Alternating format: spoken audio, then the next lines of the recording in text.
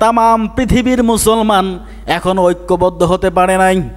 যদি ঐক্যবদ্ধ হতাম তাহলে ওই ইহুদিরা, ইসরায়েল ফিলিস্তিনদের উপর এত অত্যাচার, এত নির্যাতন চালানোর সাহস পর্যন্ত পেত না।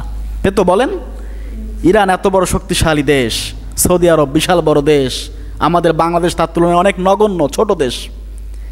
একটা মুসলিম রাষ্ট্রের উপরে এত বড় জুলুম, অত্যাচার, নির্যাতন ওরা চালাচ্ছে, জাতিসংঘ চুপ করে বসে আছে, কোনো ফায়সালা দিতে পারে না। ইসরায়েল আর ফিলিস্তিনের যুদ্ধ আজ থেকে নয়, এটা কয়েক বছর থেকে চলে আসছে, অনেক বছর থেকে এটা চলে আসছে, সমাধান হচ্ছে না। অতর্কিতভাবে চুক্তি ভঙ্গ করে তারা বারবার ফিলিস্তিনের দিকে হামলা চালায়, কারণ ওদের লোভ, ওদের লালসা জেরুজালেমে এই বাইতুল মুকাদ্দাসকে নিয়ে, মসজিদুল আকসাকে নিয়ে তাদের ক্ষোভ আক্ষেপ।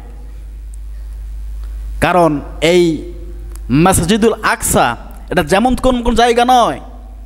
আজকে আমরা কেবলামুখী হয়ে, পশ্চিম দিকে হয়ে কাবা ঘরের দিকে সিজদা করছি, ঠিক কি না? এক সময় কাবা ঘরের দিকে মুখ করে মানুষ সিজদা করতো না, ওই মসজিদুল আকসার দিকে মুখ করে কেবলা বানিয়ে সেখানে সিজদা করত, সেই দিক করে কেবলা ঠিক। আল্লাহ রসুল সাল্লাল্লাহু আলাইহি সাল্লাম মনে মনে চিন্তা ভাবনা করলেন, মনে মনে চায়, মন চায়। আল্লাহ রসুলের মনের খবর আল্লাহ পাক জানে কি জানে না? কাবার প্রতি আল্লাহ রসুলের একটা বিশেষ মায়া, কাবা ঘরকে বারবার তাকিয়ে থাকে। আহারে কত সুন্দর কাবা ঘর, আমার রবের ঘর।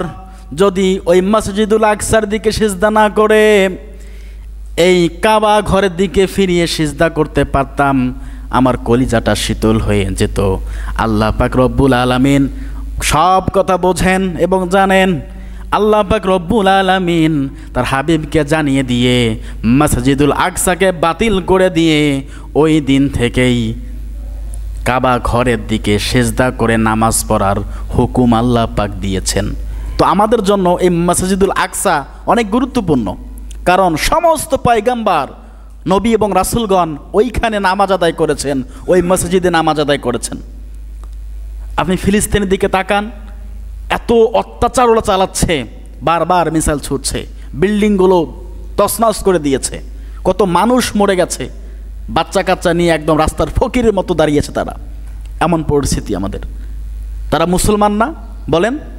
আপনি ভিডিওগুলো দেখবেন, অনলাইনে ভিডিওগুলো ছাড়া আছে, আপনি চোখে পানি ধরে রাখতে পারবেন না, এত করুণ দৃশ্য। আহারে, যারা বিল্ডিংয়ের মালিক ছিল, টাকা পয়সার মালিক ছিল, সে বাচ্চারা, মা বাবা ভাই বোন স্ত্রী সহ এখন থালা নিয়ে কোথায় খাবার দিচ্ছে সেখানে ছুটে ছুটে যাচ্ছে খাবারের জন্য, একটু শুধু পেটের দায়ে। কী রকম পরিমাণে অত্যাচার তারা চালাচ্ছে।